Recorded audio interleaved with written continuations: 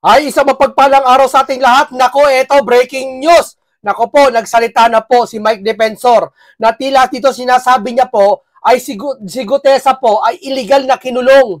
No, kumbaga dito, parang ayon niya sa sinasabi ng chismis, maaring daw si Gutesa dinakip, kaya hindi daw nagpapakita hanggang ngayon, no? Tapos bumaliktad daw para ikanta si Senator Marcoleta at si Mike Defensor na binayaran daw, no? Ganito po katindi ngayon ng mga kalaban na pilit na pitatanggol ng karamihan ng mga vlogger. Saka pansinin nyo ang nagtatanggol na naman sa mga sitwasyon na ito, yung mga vlogger Bihira mga personalidad maliban kay Auntie Claire. Bihira mga personalidad talagang kilala sa lipunan nagtatanggol sa kanila. Puro mga vlogger lang. Diba? Hindi ko minamalit ang mga vlogger na yan. Pero ano ba naman sa lipunan yan ng gobyerno? Ano ba naiambag nila? Diba? Kung may nakakaalaman, yung may mga mataas na posisyon, katulad ng ang malaking tanong, palaisipan sa atin hanggang ngayon, bakit si Bersamin bumaba? Ano ba talaga siya? Inalis, tinanggal. Di ba, binara si Auntie Claire ng reporter na si pangalan nun? Binara siya na, ma'am, kailangan namin malaman, di pwedeng itago, di ba? Kasi gusto ni Auntie Claire, wag na sagutin. Importanteng sagutin nyo ng isang opisyal ng gobyerno, lalo na presidente ng Pilipinas, spokesperson ka, na kailangan malaman ng taong bayan yung nangyayari dyan. Ano ba talaga si Bersamin si Luca? Dati executive minister, executive secretary. Ano ba talaga? Inalis o nag-resign o delikadesa nag-resign? Ano ba talaga? Dapat Malacanang nakakaalam niya dahil doon siya galing. Pero hanggang ngayon nalilito ang tao, ano ba talaga? Walang opisyal. Ganyan ba talaga halal ng gobyerno? Tapos pitatanggol ng mga vlogger? Sige nga. Obvious na lahat isasalita na Di ba? Lahat ng mga sila natitira. O ngayon kakasuhan si Romualdez. Ano mangyayari nito? Ano mangyayari nito? Kumakabig na ang mga pati yung nasa Canada, si Pinoy Canada. Kumakabig na. Buti niya pati daw isang mga vlogger. Malalaking din. Kaya sabi nila, buti niya Romualdez, ikaw ganyan ka na. Kumakabig na sila. Dati pinatanggol nila. Ngayon kumakabig na. Di ba sabi ko sa inyo, pag si Romualdez na ang nagkanta, sasabihin nila kakampi na naman ni Marcoleta. Kasi si Marcoleta ang pinakamalakas ngayon Bakit? Siya lang ang tumitindig ngayon. O sige, isa-isa mo mga senador, sino tumitindig? Sasabi ko nga sa inyo. Sino? Marcoleta, di ba? Kaya lahat ng issue, babato kay Marcoleta. Pati sa kanyang kinakaanibang relihiyon. Ganyan sila, desperado na. Lamang na po. Lamang na po ang kampo ng mga nasa panig ng tama. Di ba? Ngayon, eto si Gutesa, okay lang kahit mawala ito. Bakit? May saldi na May magpapatunay na totoo sinabi nito Yan ang gusto ni Auntie Claire, di ba? Asa ng ebidensya? Ang Pangulo na trabaho? Asa ng ebidensya? Yan, ebidensya kay Saldi. Di ba hinamon kayo ni Saldi na imbestigahan ng ombudsman? Hindi maghahamon ng isang tao na walang hawak na ebidensya, tatandaan nyo yan. Wala kayong pakialam kung putol-putol ang video. Di ba? Diskarte nila yon, di ba? Unti-unti mahayag yan kasi napaghahandaan pag dinire-diretso pa. Yan, ganito kayo na. Pag po ang video, hindi pinutol ni Saldi, dire-diretsong video ang mangyayari po, mapaghahandaan kung paano pasinungalingan. Dito yan. Mas maganda, putol muna ang video unang part 1 para magsabi sila ng todo-todo na sa galit nila. Para pangalawang video na ilabas ni Saldi, huli na kayo, nasabi mo na sa umpisa. Alam mo yun? Kumbaga dito, mas lamang dito pag putol-putol lang sasabihin mo, di ba? Hindi ka mapaghahandaan yung buong plano mo. Wala na, kung buong video in-upload mo ni Saldi, plano mo, bulilyaso na. Ngayon po, ito naman si Gutesa kasi, buong nagpahayag, siguro hindi naman nila talaga alam, nagpahayag ng buo si Gutesa. At ito ang pinakatuloy na kwento kung ano nangyari kay Gutesa. Kay Mike Defensor mismo, papapanood natin ngayon. Na ito pala ay sasabi na illegal detain na. At binidyoan pa daw ata habang sasalita para panlaban. Sino ba naman kasi tinatakot na siguro ng pamilya, di ba? Si Senator Marcoleta, hindi nila kayang takutin bakit? May malaking pader na nasa likod ng Marcoleta.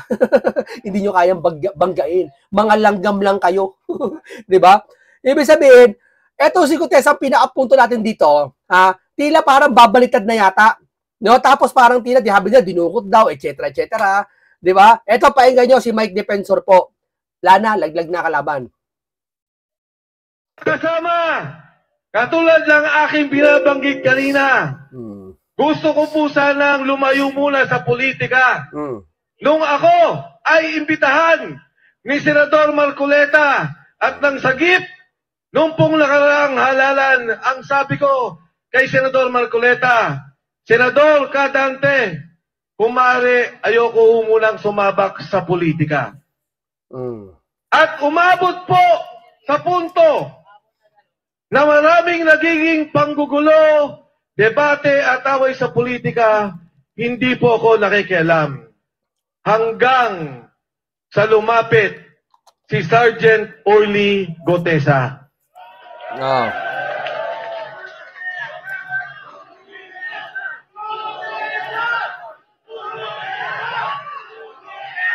Si Sergeant Orly Gotesa po, lumapit sa akin, ang sabi, dahil nung palaw na yun, chairman ng Blue Ribbon Committee, si Senador Dante Marcoleta. Ang sabi niya, Kong, sabi niya, ito po ang mga nangyayari. Nagdi-deliver po kami ng pera. Dito, sa may Valle Verde dumarating ang bilyong-bilyong pera. Nilalagay po namin sa maleta at dinideliver namin doon po kay Speaker Martin Romualdez. Marami po siyang kinento, pati yung Department of Health. Pinapakailaman ang pondo, ang mga kontrata, ang mga gamot, ang tulong sa mahihirap. Nako. Meron pang kinuwento. Si Sergeant Gotesa, sabi niya, Sir, alam mo mahirap mag-imbento ng kwento. No. Pero kung lahat iisa, si Diskaya sinabi 25% kanino kay Romualdez pati kay Saldi. Hindi pinaniwalaan. Si Gotesa sinabi na dadalang pera kay Saldi pati kay Romualdez, hindi naman pinaniwalaan. Ngayon kay Saldi nagsasabi, eto pa to, hindi naman paniniwalaan. Mga kababayan, kayo na ang humusga. Hindi ito para iupo si Sara. Marami po mga individual na neutral, na hindi naman DDS at hindi naman BBM. Sabi ko nga sa inyo, kung mangilam lang mga pinklawan, nababasa ko mga puso ng pinklawan na ang kakampiyan nila dito, yung katotohanan. Hindi nga nila pwedeng tirahin si BBM kasi dalawang bagay lang Takot sila kasi nakaupo. Pangalawa, pag napaalis si BBM, papalit si Sara. Benepisyo ni Sara. Yun ang iniisip nila Wala silang pakialam kung ang taong bayan ay magalit. Kasi talagang kung kung talagang puso mo pa sa taong bayan. Kahit galit ako kay Sara, para sa taong bayan, alisin ang mga masasama. Hindi natin pagpag-resign si BBM. Yung tuklasin natin, lalaban tayo sa katiwalaan. Kahit si Sara man magbenepisyo, okay lang. Basta taong bayan. Gets nyo? Wala Hindi sila nangingilam. Kung mangingilam sila, isipin mo hindi siya nangingilam. Kaya lumalakas loob ng mga loyalista Na hindi nangingilam mga pinklaman Kaso wala nakakampi mga loyalista, sila na lang Mga opisyal, sasalita na Di ba? Ito ba imbento lahat Napakahirap dito mag-imbento. Sana may ebidensya. Na inimbento lang. Di ba yung mga magaling mag-fact-check dyan? Fact-check totoo siya sabi ng mga to. Hindi maghahamon si Saldi ng investigasyon kung hindi talaga may katotohanan siya sabi niya. Hindi ko sinabi si BBM talaga sangkot dyan Ang sa akin lang, yung content ng mga sinasabi nila na iisa, na dapat nakakatawag pansin, na dapat imbestigahan. Ang dami po naming pera pinamimigay sa media. Tamo, daming bayarang media pinamimigay. Di ba? Pati mga vloggers, di ba nakaraan si Montulfo sinabi, may 50 million daw pamimigay sa vloggers. Katingin ko, for the 1 month lang yun. Kaya nung pera yun, pera ba ng politiko yun? Pera ng taong bayan yun. Grabe, lantaran, wag lang mahuli. Lantaran talaga ngayon, ng bigayan ng pera. Di ba? Pagtanggol nyo pa, minsan naman sumagi sa isip nyo paano talaga kung sangkot ang amo nyo. Di ba? Paano kung sangkot talaga si Junior dito? Mag-isip naman kayo, lawakan yung utak nyo.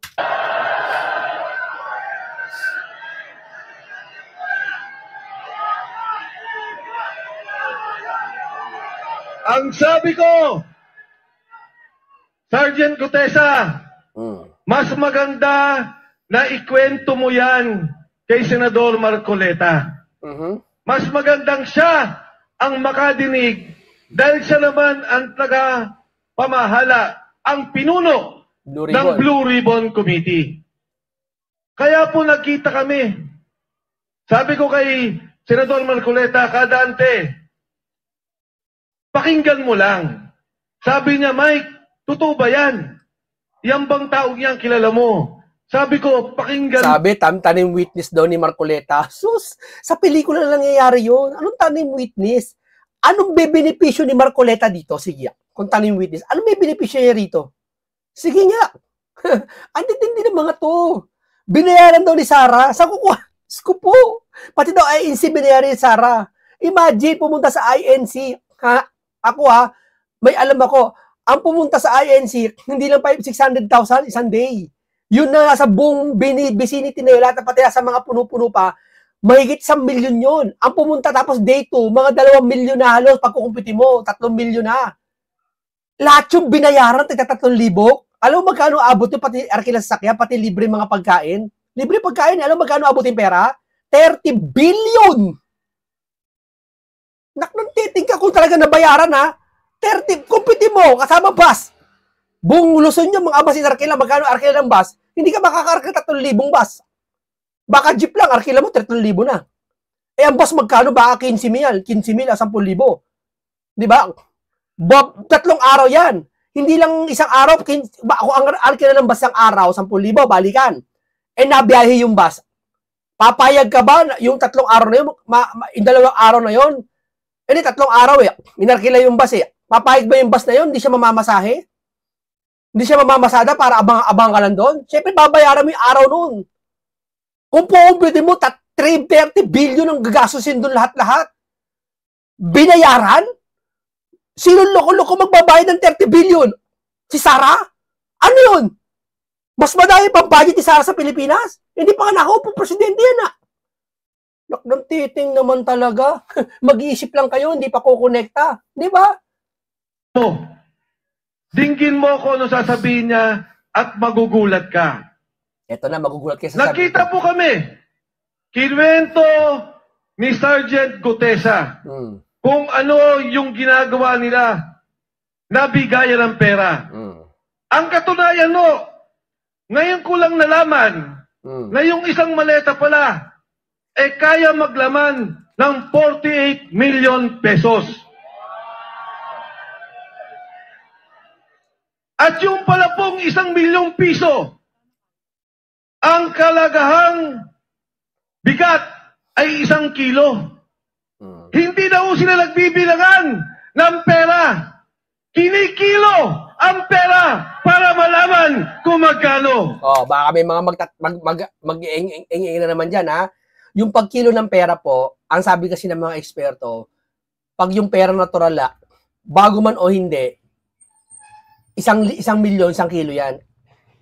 Papabago man o pa hindi, lumagpas lang 1 guhit lang naman. So, ang tansya dyan 1 kilo. So, kung kikiluhin niya, kung ba 10 kilo, 10 milyon yon. Kung may sumobra man doon, mga siguro 50,000, 20,000, justify na yon, round off na yon. Kasi bilyon ang pinag-uusapang mali-mali. Baliwala na yon. Basta ma-compute lang yung estimate. Kasi sino ba naman loko-loko mabibili ng isa-isa doon? Aabutin ka kinabukasan, bilangin mo isa-isa yon. Ba, 1 bilyon, bilangin mo isa-isa, abutin ka. Kahit ang yung money nagbibilang ng pera, mahihirapan Baka umusok Di ba, sa dami Di ba? Okay, dangkal-dangkala ng compute dyan. Di ba? Magugulat kayo nung kinento niya. Disyembre, isang delivery, 2.5 billion pesos ang dineliver. 2.5 billion? Grabe. Di ba? Sipin mo yan. Inya. Sila ba mag-logbook pa? Lacson, tanongin kita. Sila ba kailangan ba ng logbook? Inimbestigahan ba yung nagdala ng pera niyan? Ipatawag, di mo niya pinatawag Siguro wag natin pansinin. Hindi na dumalo sa pagpatawag ng hearing Yun na lang yung mga tao na dala nun. Yung CCTV yun, review nyo ba? Wala! Kaya walang ginawa to si Boy Tago. Walang ginawa yan. Huwag ka magmalaki na may ginawa ka. Puring-puri pa yung mga loyalista. Akala mo may ginawa si Boy Tago. Walang ginawa yan. Dati pabor na pabor kayo. Bakit nyo sisisihin si Martin? Amo namin si BBM. Pinsan niyang buo si Martin. Ngayon, nasangkot si Martin, dinimanda, sabihin nyo, ang galing talaga ni BBM, walang pamilya. Hindi mo malaman sa sasakay ngayon ng loyalista. Pati mga pinklawan, di mo lang sa sasakay ngayon sa issue Unti-unti na ubus ang alas nila Pustahan nga tayo, sabi ko sa uulitin ko ulit, pustahan tayo. Maski man, eto, sorry ako, maski man si BBM umami na, hindi maniniwala ang mga loyalista. Kasabihin nila, BBM, hindi totoo sinasabi mo. Nagayuma ka lang nila Marcoleta, nawala ka lang sa sarili, baka in-injection ka ng pampagayuma. O kaya nagpalipad ka ng lamok, nagpalipad sila ng maraming lamok na may powder, na kung saan, ay na-hypnotize ka. Ganyan utak ng mga yan. Nagpalipad ng mga paru-paro yan. Sa paligid mo na may hypnotize mo ng pulbos, para ma-hypnotize ka BBM. Ganyan, lulusot ka mga yan, pustahan tayo. Hindi nila matanggap kasi. Inaakyat sa bahay ni Saldico, mula po Valle Verde, may bahay si Saldico. Okay. Doon po kinikilo pera, binibilang, ilalagay sa maleta. Dadalhin sa bahay ni Saldico, dyan po sa Shangri-La Horizon sa BGC.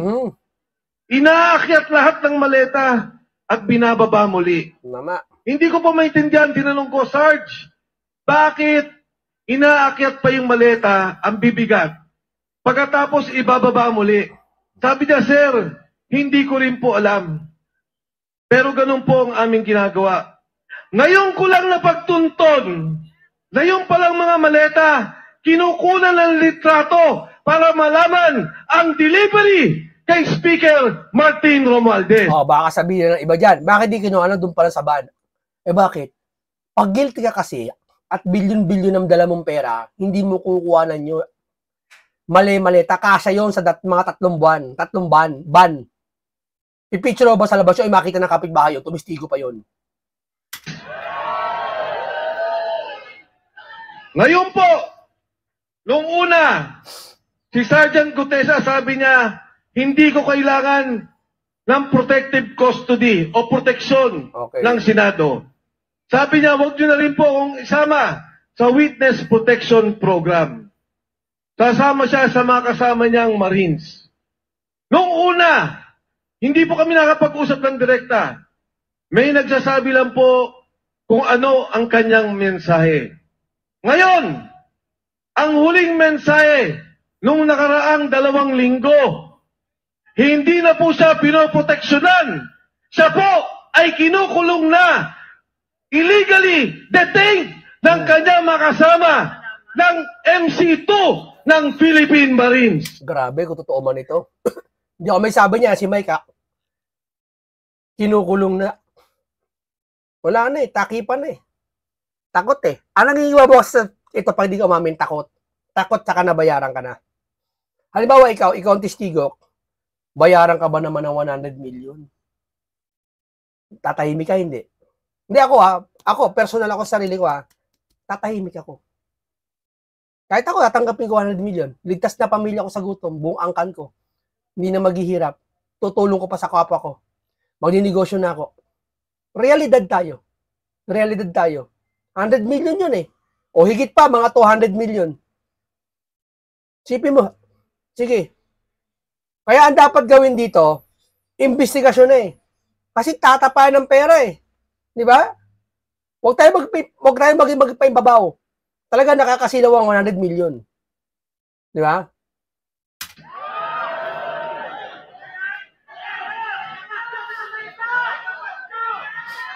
Ayan ba?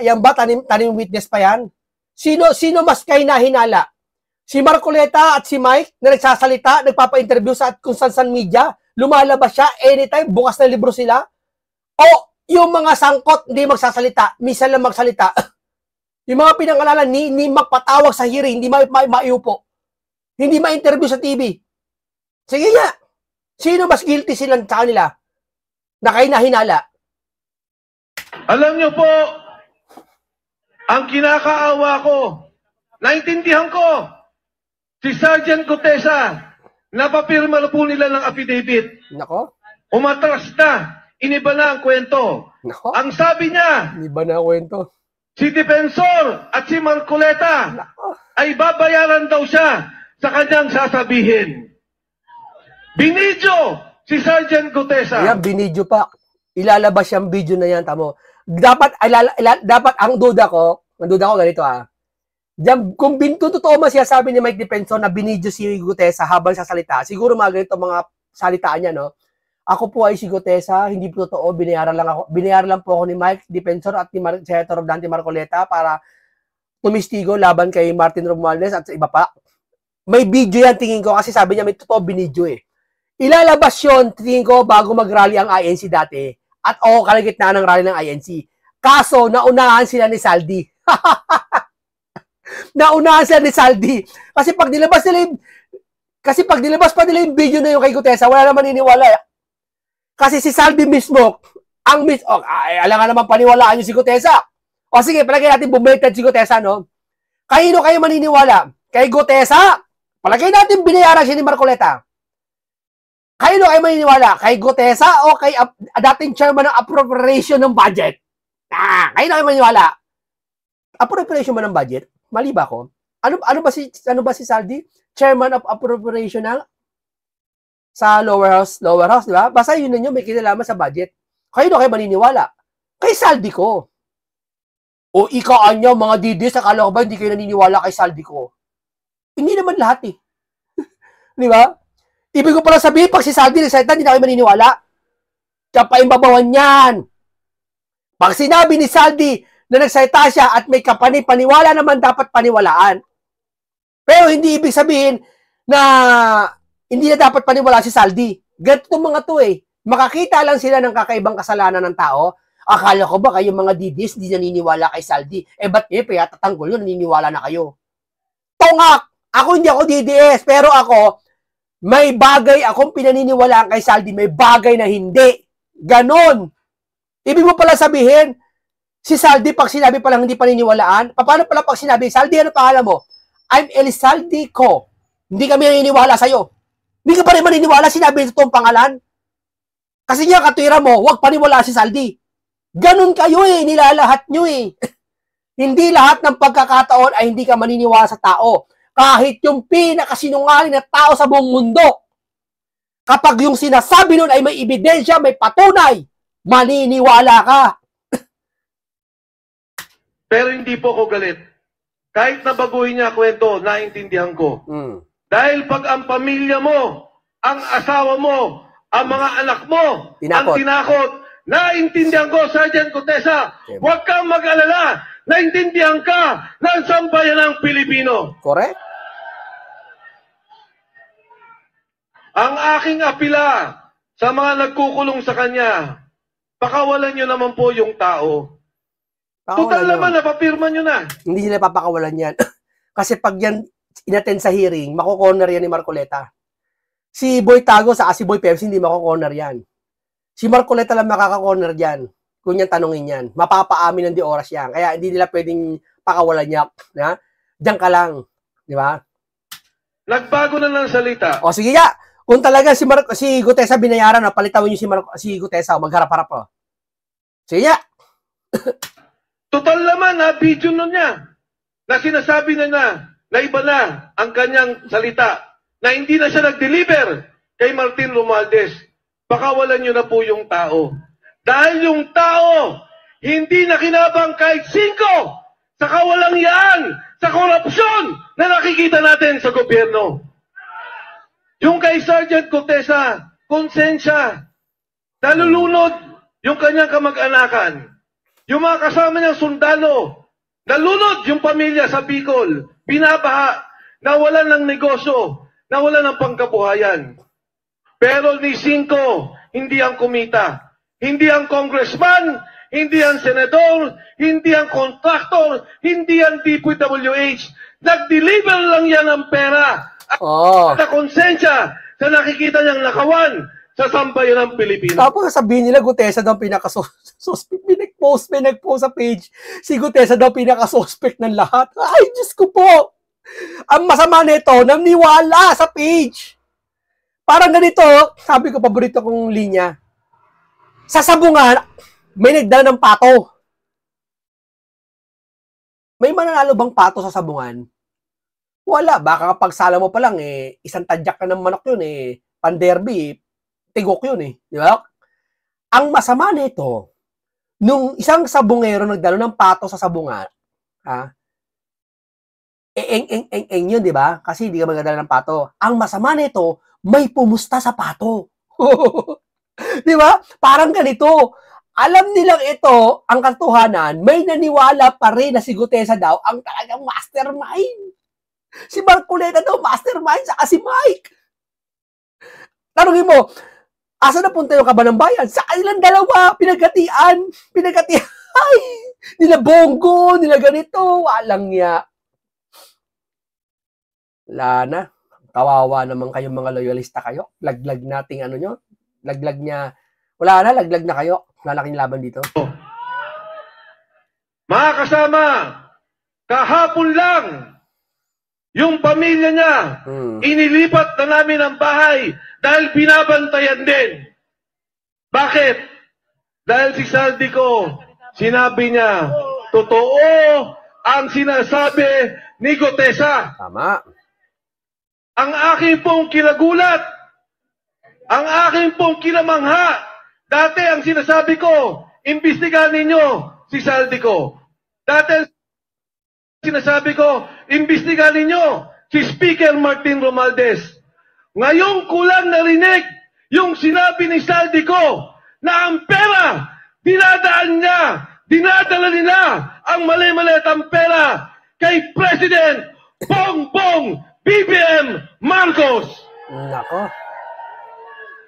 Ang sabi ni Pangulong Marcos. Hindi, kung totoo man yon, hindi na alam ni Gutesa yon kasi ang trabaho ni Gutesa, maghatid lang ng pera kay Martin, pati kay Saldi. So, labas na si Gutesa doon. Ngayon, umamin si Saldi, may possible na talaga hindi alam ni Gutesa yung nangyayari. Ang alam lang niya, dun sa kay Saldi, pati kay Romualdez. Na tumutugma naman dun kay Diskaya, na may porsyento nga, ilang porsyento. Diba? 2.5 billion. Diba? 2.2 tugma sa sinabi ni Diskaya, diba? 25% daw. Eh kung 100 million yun, ilan ba 25% ng 100 billion? Diba? 25 billion? Oh. Tumutugma ngayon. Nagbubulag-bulagan lang silang lahat. Sino pumirma ng appropriation? Kung ang Pangulo na kahit talagang siya ang kukuha ng pera, bakit di yan nilagay sa NEP? Bakit sa insertion? Bugok! Hindi gagawin ng isang totongak-tongak yon. Kung totoo man yon, sa insertion niya lalagay yon. Gagamit siya ng tao na talaga kung saan hindi siya masangkot. Ito na nga, sangkot si Saldi, sila hindi. Eh kung nilagay sa NEP yun, ito teorya ko lang to, kung totoo siya talaga. Kung nilagay sa NEP yun, di huli lang agad siya, bugok talaga tong si Boy Tago, no? Palibasa, walang kaalam-alam, matanda na eh. Maya naman kayo! Ang sabi niya, ikulong! Boy Tago, di bati tayo. Punta ako dyan, di bati tayo. Live sa TV, Tingnan natin kung mananalo ka sa akin. Nakaw, ang hamon ko sa kanya, President BBM Marcos, ikaw ang mastermind. Ikaw ang dapat mahiya. Ikaw ang dapat ikulong ng sambayanang Pilipino.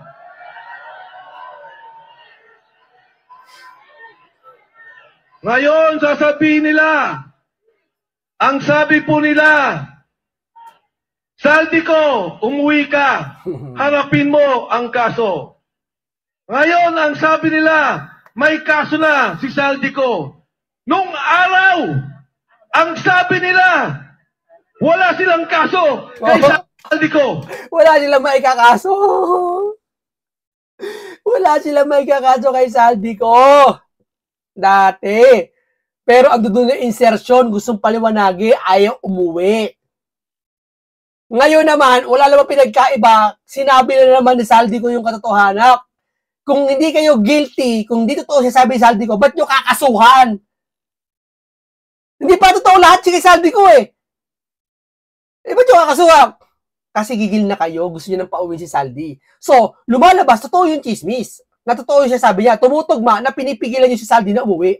Kaya pala dati hindi siya umuwi dahil hindi dahil kay Saldi, kundi dahil sa inyo. Nung sila na ang tinuro Speaker Martin Romualdez, President Bongbong Marcos, biglang nagkakaso, biglang papauwiin dito. Para ano? Patahimikin? Para ano? Pabaliktarin? Para ano? Patayin at pawala na ang tunay na mastermind, ang tunay na nagbebenepisyo sa korupsyon. Si Saldi ko lang makapagsasabi niya. Siya ang appropriation. Uy, mga loyalista. Si Saldi ko lang daw sabi, si Saldi ito, makinig kayo may nag-post pa. Dami rin share nasa 500 share din, dami nag-abuse. Si Saldi daw, yan daw ay representative na naman daw. Ano daw kanilalaman yan? Chairman po, appropriation yan. Mag-search naman kayo. Ang hihina nyo Iba sa inyo matatanda na nga. Ang iba sa inyo, may hihina pa. Pondo ng sambayanang Pilipino. Yan pong pondong yan. Pera nyo. Binabayaran natin lahat yan. Buwis yan ng taong bayan. Tapos ganyan lang ang mangyayari. Paano ang edukasyon? Yung PhilHealth, kinunan nila yung pondo. Paano ang mga na-hospital? Hirap na ang mga Pilipino. Pero ngayon naririnig natin, bilyon-bilyon ang nawawalang pondo. Ngayon yung mag-asawang Paul Estrada, ito yung assistant ni Saldico. Anong ginawa nila? Ibinyahe, papalabas. Yung Paul Estrada na konsensya. Yung kanyang asawa po, tumawag at sinabing gusto na nilang umuwi. Ano pong ginawa? Binugbog! Pagkatapos, inilipad sa Chile. Pero may maganda po akong balita. Bakit di pinatawag yon? Alam niyo bakit di pinatawag? Anong rason ni Boy Tagok? Hindi kasi yung mga time na yun bumaba ako sa pwesto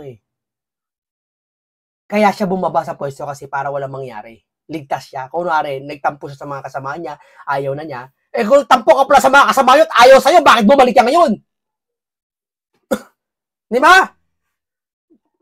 Halatang-halata po, huwag po kayo maniniwala kay Boy Tagok, pati kay Boy Pepsi. Huwag kayo maniniwala sa dalawa na yon. Binibenta nila ang Pilipinas sa mga masama. Pati kaluluwa yata natin gusto na ibenta ng mga yan. Yung pong mag-asawang yan, hawak na natin.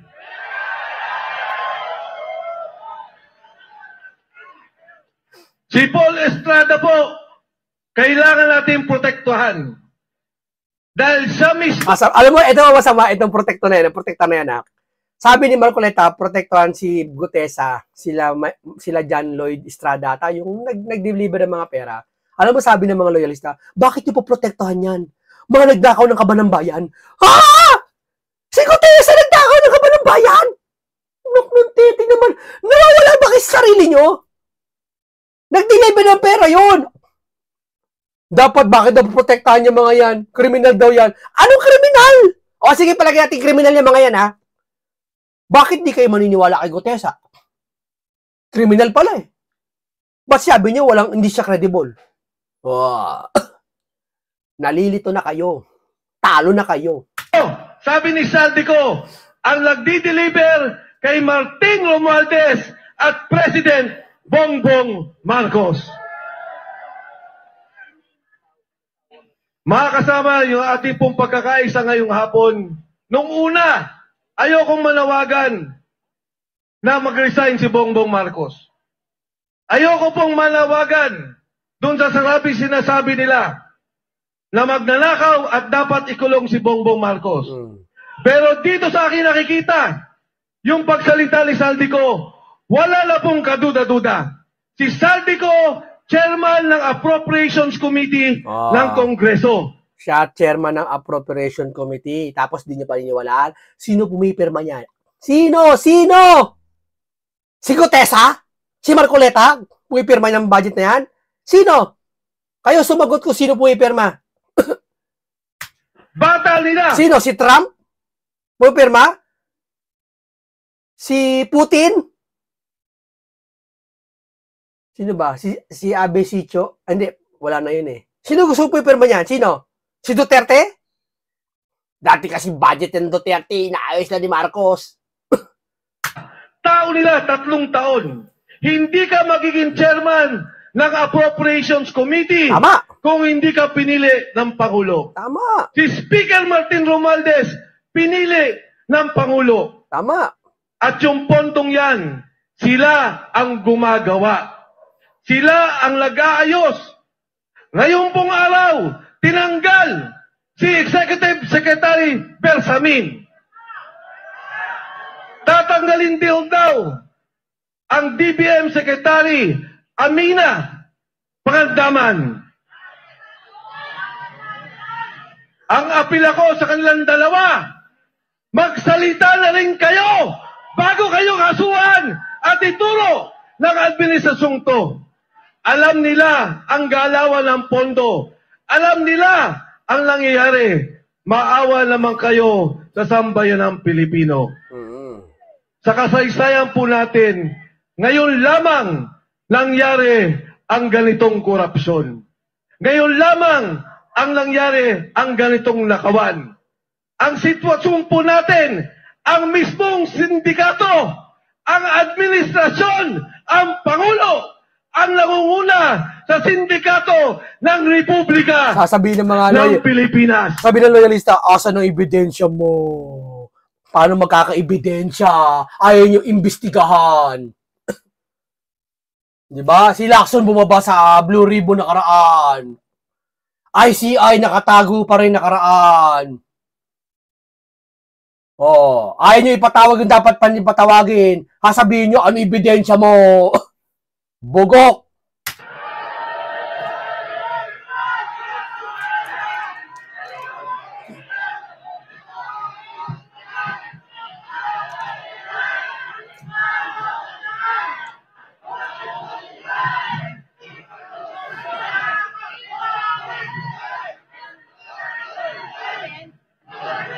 Mga kasama, ito hong 3 araw natin, kailangan may mangyari.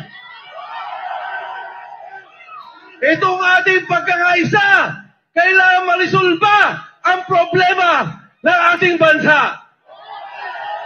Itong 3 araw na to, kailangan mabuwag ang sindikato ng gobyerno ng administrasyon ni Bongbong Marcos.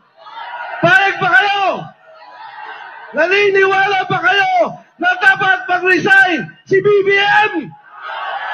Hindi ko kayo narinig! Kulong na yan!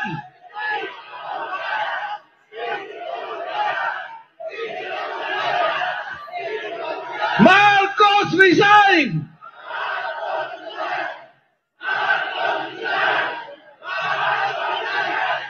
Tayo ba ay handang kumilos para maayos ang sabayang Pilipino? Handa ba kayo tumindig sa prinsipyo na linisin ang korupsyon ng bansang Pilipinas? Sa gitna po ng ating pagkakaisa, tandaan po ninyo, kasaysayan po ito.